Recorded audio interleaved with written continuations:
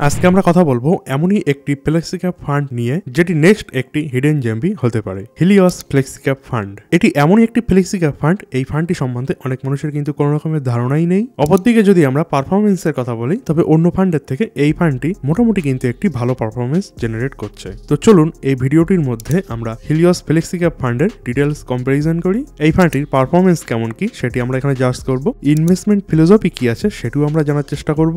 এর পাশাপাশি এই ফান্ডটি কি স্ট্র্যাটেজিতে কাজ করে থাকে সেটিও আমরা বোঝার চেষ্টা করব, এবং ভিডিওটির শেষে এই ফান্ডটি এর যেসব কম্পিটিটরগুলি মার্কেটে আছে তাদের সাথে আমরা কম্পেয়ার করে বোঝার চেষ্টা করব কম্পেয়ার টু ইটস কম্পিটিটর এই ফান্ডটি কিরকম পারফরমেন্স করছে। তো সর্বপ্রথম আমরা ফান্ডটির যে বেসিক ডিটেলস সেটি আমরা জানবো। যদি আমরা এই ফান্ডটির মধ্যে লামসাম ইনভেস্টমেন্ট করতে চাই সেক্ষেত্রে মিনিমাম 5000 থেকেই কিন্তু শুরু হচ্ছে। মিনিমাম এসআইপি যদি আপনি এখানে শুরু করতে চান সেক্ষেত্রে 1000 থেকে শুরু হচ্ছে। এর পাশাপাশি মিনিমাম উইথড্রল এবং লকিং পিরিয়ড এই দুটো কিন্তু এখানে নেই। নেক্সট হলো এক্সিট লোড। তো এক্সিট লোড একটি প্ল্যানটি হয়ে থাকে, মানে আপনি যখন কোনো ফান্ডের মধ্যে ইনভেস্টমেন্ট করবেন সেই ফান্ডটি যে ক্রাইটেরিয়া আছে সেই ক্রাইটেরিয়ার আগে যদি আপনি সেখান থেকে আপনার পয়সাটা উইথড্রল করে নেন সেক্ষেত্রে একটি সার্টেন পার্সেন্টেজ আপনার কিন্তু এক্সিট লোড অ্যাজ এ প্ল্যানটি হিসেবে চার্জ করে থাকে সেই সমস্ত ফান্ড। তো এক্ষেত্রে আমরা দেখতে পাচ্ছি 10%-এর বেশি পয়সা যদি আপনি 3 মান্থের আগে উইথড্রল করে নেন সেক্ষেত্রে 1% এক্সিট লোড আপনার কাছ থেকে অ্যাজ এ প্ল্যানটি এরা চার্জ করে থাকে, এবং 3 মাসের পরে যদি আপনি এখানে কোনো পয়সা উইথড্রল করেন সেক্ষেত্রে কিন্তু আপনার কোনো রকমের এক্সিট লোড এরা চার্জ করে থাকে না। তো এই ক্যাটাগরিতে সমগ্র যেসব ফ্লেক্সিক্যাপ ফান্ডগুলি আছে সেই তুলনায় এই ফান্ডটির যে এক্সিট লোড সেটা কিন্তু আমাদের একটু কম বলেই মনে হয়েছে। রিটার্ন সিন্স লঞ্চ এই ফান্ডটি 24.5% রিটার্ন কিন্তু অল ওভার টাইমে আমাদেরকে ডেলিভার করছে। মানে এক কথায় এই ফান্ডটি লঞ্চ হয়েছে খুব বেশি দিন কিন্তু এখনো পর্যন্ত হয়নি। যতটা ডেটা আমাদের কাছে অ্যাভেলেবেল আছে আমরা কিন্তু তার উপর ভিত্তি করেই এখানে অ্যানালাইজ করার চেষ্টা করব। রিস্কোমিটারে আপনি দেখতে পাচ্ছেন এখানে ভেরি হাই ক্যাটাগরির মধ্যে আসছে। অ্যাসেট আন্ডার ম্যানেজমেন্ট মোটামুটি কিন্তু 5000 CR এর কাছাকাছি এই মুহূর্তে আছে। টার্নওভার রেশো 40-র কাছে আছে, মানে এক কথায় খুব বেশি না কিংবা খুব কমও না। টার্নওভার রেশোর মানে হলো এক কথায় 1 বছরের মধ্যে আপনার পোর্টফোলিওটা কতবার চেঞ্জ হচ্ছে। টার্নওভার রেশো যদি 100% থাকে তার মানে সিম্পল 1 বছরের মধ্যে আপনার পোর্টফোলিওর মধ্যে যে স্টকগুলি ছিল সেগুলো কিন্তু টোটালি চেঞ্জ হয়ে গিয়েছে। তো সেই সব ক্ষেত্রে মূলত আমরা ট্রেডিং হিসাবেই সেটি আমরা দেখে থাকি নাকি ইনভেস্টিং। লঞ্চ ডেটে যদি আপনি দেখেন সেক্ষেত্রে দেখতে পাচ্ছেন 30 নভেম্বর 2023 সাল এই ফান্ডটি লঞ্চ করেছিল। বেঞ্চমার্ক দেখতে পাচ্ছেন নিফটি 500 TRI মানে টোটাল রিটার্ন ইন্ডেক্স। নেক্সট যদি আপনি এক্সপেন্স রেশো দেখেন সেক্ষেত্রে দেখতে পাচ্ছেন 0.44% এই ফান্ডটির এই মুহূর্তে এক্সপেন্স রেশো চলছে, যেটি আমরা ভিডিওটির সামনে দেখব যে এর যেসব কম্পিটিটর গুলি আছে মার্কেটে তাদের তুলনায় এটি কম নাকি বেশি। নেক্সট হলো এই ফান্ডটি রিটার্ন ওভার টাইম, মানে যতদিন এই ফান্ডটি লঞ্চ করেছে তারপর থেকে এই ফান্ডটি মার্কেটে কিরকম কি পারফরমেন্স করেছে সেটি কিন্তু এই চার্ট অনুযায়ী আমরা বুঝে নেওয়ার চেষ্টা করব। 3 মান্থে আপনি দেখতে পাচ্ছেন এই ফান্ডটি অলমোস্ট 4%-এর কাছাকাছি রিটার্ন আছে, মানে 3.66% রিটার্ন এই ফান্ডটি জেনারেট করেছে। এর অপরদিকে বেঞ্চমার্ক রিটার্ন জেনারেট করেছে 4.10%, যেটা কিন্তু এই ফান্ডের থেকে একটু ভালো। পিছনে 6 মান্থে এই ফান্ডটি 9.94% রিটার্ন ডেলিভার করেছে। অপরদিকে বেঞ্চমার্ক রিটার্ন জেনারেট করেছে কিন্তু অলমোস্ট 5%-এর কাছাকাছি, মানে বেঞ্চমার্কের থেকে কিন্তু আউট পারফরমেন্স করেছে। অপরদিকে আপনি 1 ইয়ারের ক্ষেত্রে দেখতে পাচ্ছেন এই ফান্ডটি রিটার্ন জেনারেট করেছে 5.91%, মানে অলমোস্ট 6%-এর কাছাকাছি, এবং সেই তুলনায় এই ফান্ডটির বেঞ্চমার্ক রিটার্ন জেনারেট করেছে 3.60%, মানে অল ওভার টাইম ফ্রেমে আপনি দেখতে পাচ্ছেন বেঞ্চমার্ককে কিন্তু এই ফান্ডটি খুব ভালোভাবে বিট করে আসছে। তো খুব বেশি কনসিস্টেন্টলি পারফরমেন্সের যে ডেটা সেটা কিন্তু আমাদের কাছে অ্যাভেলেবেল নেই, যেরকম 3 ইয়ার্স 5 ইয়ার্স কিংবা 10 ইয়ার্সের ডেটা। সেই সমস্ত ডেটা যেহেতু নেই সেই জন্য আমরা কিন্তু এই কথা কখনোই বলতে পারবো না যে এই ফান্ডটি খুবই ভালো পারফরমেন্স করছে। তবে হ্যাঁ, 1 বছরের হিসাবে এই ফান্ডটি কিন্তু যথেষ্টই ভালো পারফরমেন্স করছে। সেই জন্য আমাদের আরেকটু এখানে অপেক্ষা করতে হবে, যখন 3 ইয়ার্স কিংবা 5 ইয়ার্সের যে ডেটা সেটি যখন আমাদের কাছে অ্যাভেলেবেল চলে আসবে তখনই কিন্তু আমরা এই ফান্ডটিকে খুব ভালোভাবে বুঝতে পারবো। এর পাশাপাশি ক্যাটাগরি অ্যাভারেজ কিরকম কি রিটার্ন জেনারেট করেছে সেগুলো কিন্তু আপনি নিচের এইসব কলমগুলোতে দেখতে পারেন।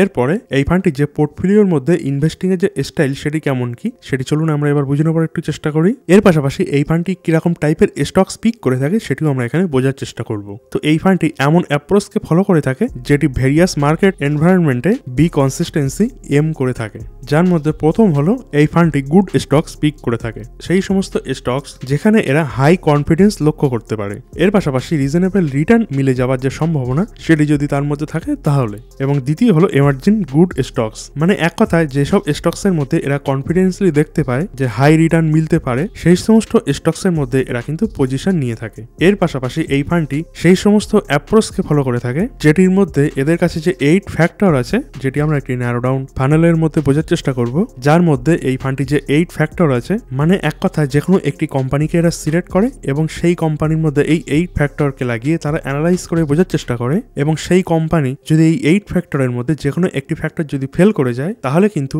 এই ফান্ডটি সেই কোম্পানির মধ্যে ইনভেস্ট করে না। মানে এক কথা যে সমস্ত কোম্পানির মধ্যে এরা ইনভেস্ট করে রেখেছে সেই সমস্ত কোম্পানির মধ্যে এই যে 8টি ফ্যাক্টর, সেই 8টি ফ্যাক্টরে কিন্তু তাদের সবকটি মিলে গিয়েছে, তারপরে কিন্তু তারা সেই সমস্ত ফান্ডের মধ্যে ইনভেস্ট করেছে। বাকি যদি আমরা এখানে সেক্টর অ্যালোকেশনের কথা বলি তো এই মুহূর্তে মোটামুটি 50%-এর কাছাকাছি কিন্তু লার্জ ক্যাপের মধ্যে এদের হোল্ডিং আছে, 30.31%-এর কাছাকাছি এই মুহূর্তে এদের মিড ক্যাপের মধ্যে অ্যালোকেশন আছে এবং অলমোস্ট 19%-এর কাছাকাছি এই মুহূর্তে স্মল ক্যাপের মধ্যে এদের ইনভেস্টমেন্ট আছে। তো এই ক্ষেত্রে আমাদের একটু মোটামুটি একটি অ্যাগ্রেসিভ পোর্টফোলিও আমরা এখানে দেখতে পাচ্ছি এবং বাকি আদার্স যেসব আছে যেরকম ক্যাশ কিংবা যেসব হোল্ডিংগুলি আছে এটা কিন্তু খুবই কম, 0.74%, এবং ট্রাই পার্টি রেপোমে যদি আপনি দেখেন 1.43, খুবই কম, যেটি আমরা এখানে বলতে পারি।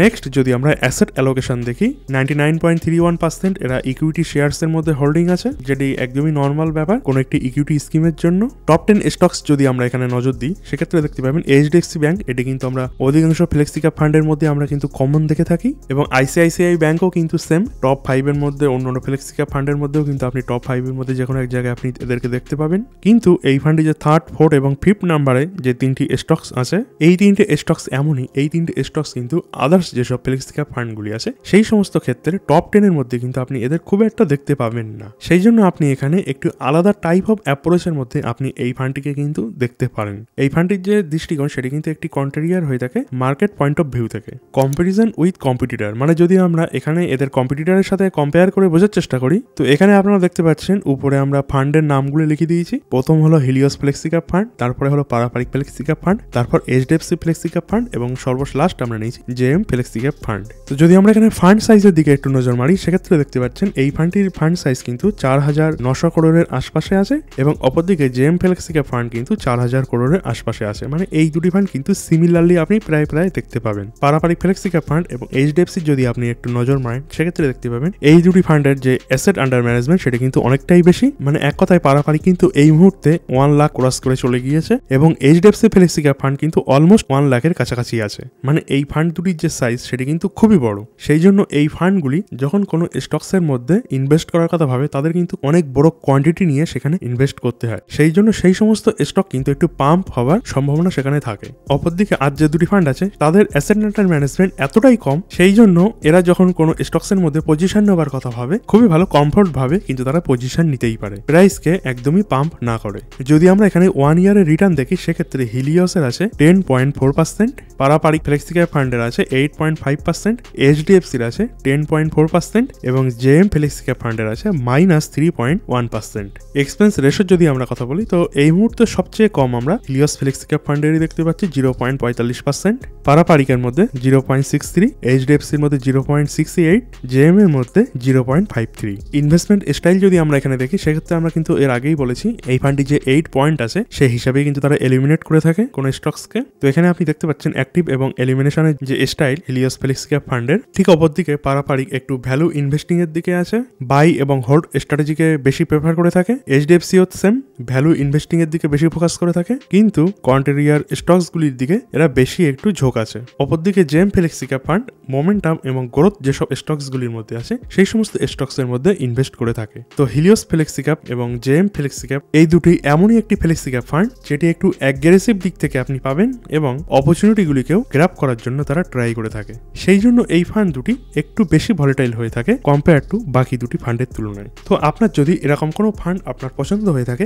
যেখানে একটু অ্যাগ্রেসিভ রেজাল্ট আপনি পাবেন, আপনাকে সেই ফান্ডগুলি এমন অ্যাপ্রোচ অফার করে থাকছে যেখানে আপনি একটু বেশি রিস্ক নিতে পারছেন, তার তুলনায় আপনার রিটার্নটাও একটু বেশি আসছে, সেক্ষেত্রে হিলিওস ফ্লেক্সি ক্যাপ ফান্ড আপনার জন্য একটি অপশন হতেই পারে। যদি আমরা এই ফান্ডটির ফান্ড ম্যানেজার সম্বন্ধে কথা বলে থাকি, প্রথম হলো অলোক ভালজি যার এক্সপিরিয়েন্স কিন্তু এই মুহূর্তে আছে 33 ইয়ার্স, এবং দ্বিতীয় হলো প্রতীক সিং যার এক্সপিরিয়েন্স আছে অলমোস্ট 11 বছর। ওভারঅল আমরা দেখছি খুবই এক্সপিরিয়েন্স ফান্ড ম্যানেজার এই ফান্ডটিকে কিন্তু ম্যানেজ করছে। তবে হ্যাঁ, খুব বেশি দিন টাইম কিন্তু এই ফান্ডটির লঞ্চ হওয়ার পরে এখনো পর্যন্ত হয়নি, সেই জন্য আমরা খুব কনফিডেন্টলি এই ফান্ডটির উপর কিন্তু আমরা বেট কখনোই লাগাতে পারি না। ফান্ডটি খুব ভালো রিটার্ন আমাদের সামনেও জেনারেট করে দিতে পারবে। তো এখানে যদি আপনার অ্যাপ্রোচ এমন হয়ে থাকে যে একটু রিস্ক আপনি নিতে চান এবং একটু অ্যাগ্রেসিভ ফান্ড আপনার পছন্দ, একটু রিস্ক নিয়ে একটু বেশি রিটার্ন আপনি জেনারেট করতে চান আপনার পোর্টফোলিওর মধ্যে, সেক্ষেত্রে হিলিওস ফ্লেক্সি ক্যাপ ফান্ডগুলিকে আপনি কনসিডার করতেই পারেন। বাকি আপনাদের কি পয়েন্ট অফ ভিউ সেটা কিন্তু অতি অবশ্যই আমাদের কমেন্ট সেকশনে জানাবেন। তো আপনি হিলিওস ফ্লেক্সি ক্যাপ ফান্ড সম্বন্ধে কি ভাবছেন সেটা কিন্তু অতি অবশ্যই আমাদের কমেন্ট সেকশনে জানাতে ভুলবেন না। না, এবং যদি কোনো ডাউট আপনার থেকে থাকে সেক্ষেত্রে আপনারা কমেন্টে জানাতে পারেন।